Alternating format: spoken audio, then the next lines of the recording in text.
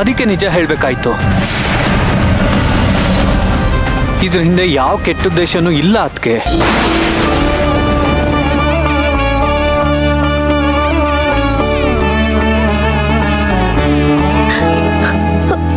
ಹಾಗಾದ್ರೆ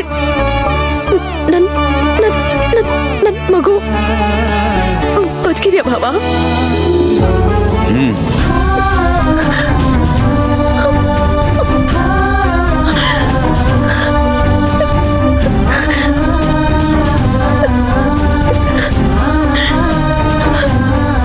ನನ್ ಗರ್ಭ ನನಗ್ ಮೋಸ ಮಾಡ್ಲಿಲ್ಲ.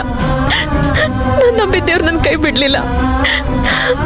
ನನ್ ಕಂದ, ನನ್ ಮುದ್ದು ಮರಿ,